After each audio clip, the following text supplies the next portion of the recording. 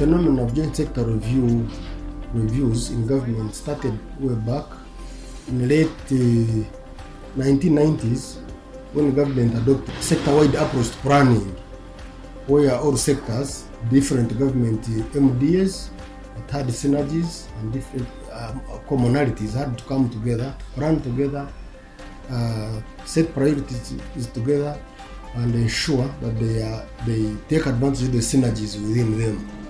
The sector for lands, housing and urban development is basically composed of two major government institutions: Ministry of Lands, Housing and Urban Development, and the Uganda Land Commission. Those are the key coordinating government agencies in the sector, but there are other sectors that have so much interest. As you know, lands is a key factor in production, and all other sectors rely on land for their activities and their strategies and whatever they plan to do. So, and the Ministry of Lands, Housing and Development and the Ugandan Commission are the coordinating agencies for this sector to ensure that it supports other sectors in achieving and delivering their mandates.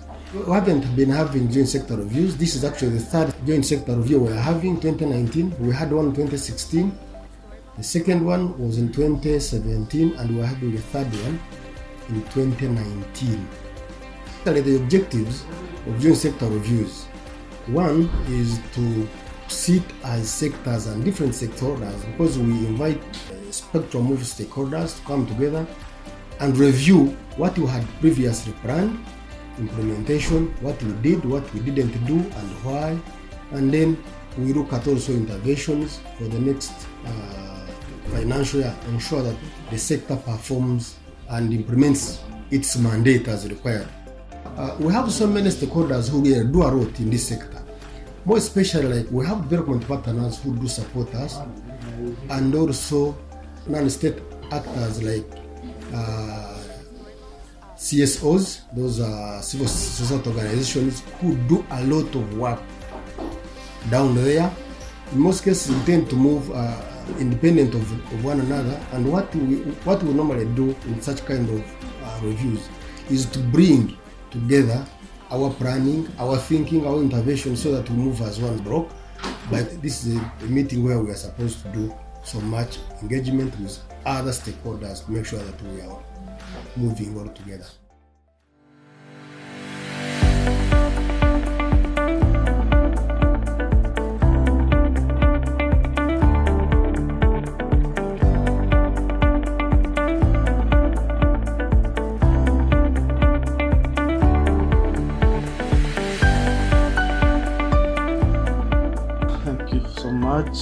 Physical planning department is the department mandated to ensure there is orderly and sustainable development both in rural and urban areas. And as a department, we've worked hard and really intervened in trying to achieve so. In the first place, we have now developed a national physical development plan, definitely according to the planning hierarchy. That is the plan that is overarching the other plans. So far, we have also developed two regional physical development plans. That is the Northern Economic Corridor and the Albertine Regional Physical Development Plan. Then we have also supported the district to develop a district physical development plan. And these districts have been, their intervention definitely comes from those regional physical development plan and a number of town councils. As a department responsible for physical planning, we have put in place enabling laws, policies, guidelines, and standards.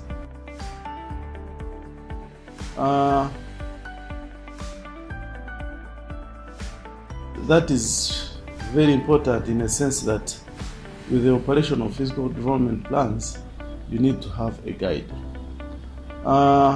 We have trained and supported a number of local governments. We have built their capacities in implementation of physical development plans. At the same time, we have supervised a number of physical development plans where the initiative of planning has been developed by different local governments. The department, definitely we are faced with a number of challenges. First of all, of course, there is limited funding to ensure that the physical development plan are complied and implemented. Also, the compliance level is also low. We need to step up with the sensitization and enforcement mechanisms to ensure that the physical development plans are complied to. As a physical planning department, yes, we are continuing to make our presence felt both at the national and local government to ensure that we achieve a sustainable development in orderly and the optimal use of land.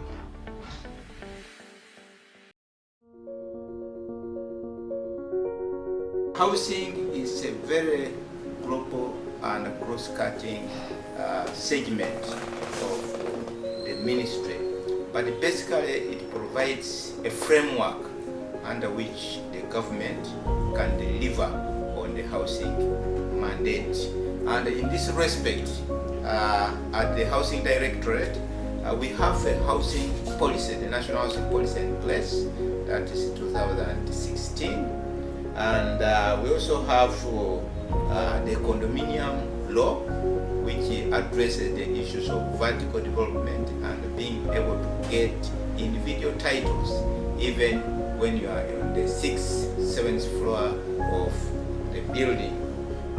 We are also, as a directorate, delivering on several fronts. One of these is the prototype plans.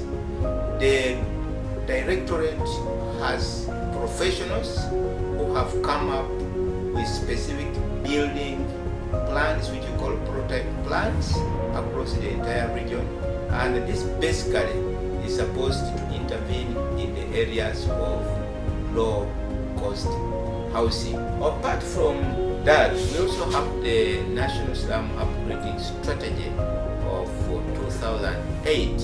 Of course, we have also come up with the Landlord Tenant Bill 2018, which was passed by Parliament, and it is ready for assentment by His Excellency the President. As a directorate, we are also addressing the aspect of housing cooperatives.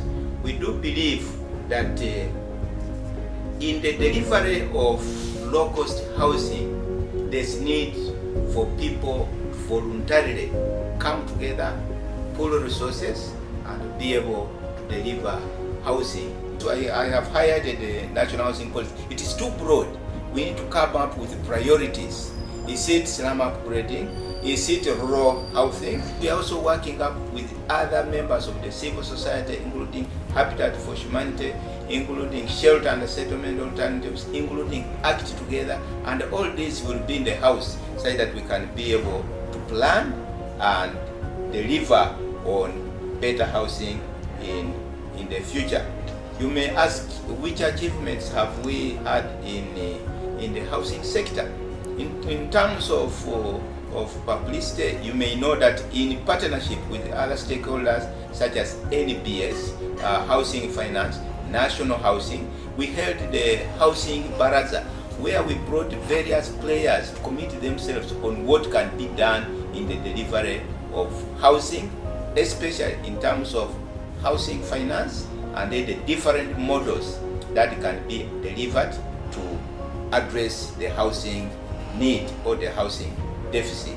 Additionally, we are looking forward to addressing a number of issues, and for some of our stakeholders who are aware, on 7th October, we held the World Habitat Day, and this is an international day where we bring various players and to review what has happened in the housing sector in the last year, and chart the progress on what is to be done. We are continuing to sensitize the people. We are working and developing the the National Housing Bill, which will say a lot to operationalize the housing policy. We know that that the real estate sector is also very vibrant, and we are working with our stakeholders, including area, to ensure that we bring on board a regulative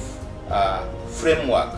But before that, of course, we have developed some guidelines, and very soon we shall be in Mbale consulting various stakeholders on this. But what's important is that we call upon all those that have been invited to come to the joint sector review between 6th and the 7th November at the office of the Prime Minister, so that we can plan and deliver together.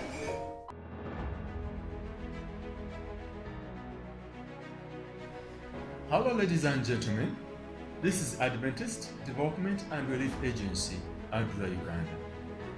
We are implementing the Action for Social Change program in Northern Karamoja, funded by Danida through ADRA Denmark. Karamoja region has many issues regarding land, and they have been brought to the attention of the ministry and all land sector actors. We work with the Ministry of Lands, Housing and Urban Development as a partner in Karamoja region, where we work with the district leadership, district land boards, area land committees, and also work with non-formal land management systems or structures like the Elders Association, or call them the Cultural Leaders Association. With this, we are able to bridge the gap between the formal and the non-formal land management structures. And therefore, we help in building their capacity so that when the communities raise issues of concern, they can ably address them. It is during this joint sector review meeting that we come together as partners, as civil society organizations, to showcase what we contribute to the ministry and to the sector at large, and also to plan together and also give accountability.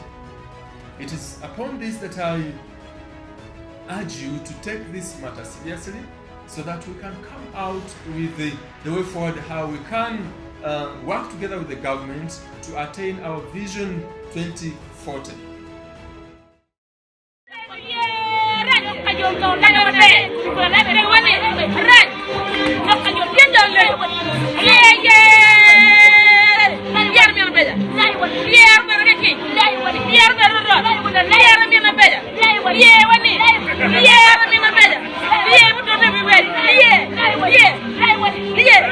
Government, through the Ministry of Land, Housing and Urban Development, together with the partners including the World Bank, under the Competitive and Enterprise Development Project, CADEP, has increased the coverage of registered land in Uganda. The action has also included resolving the issue of multiple rights on the same piece of land.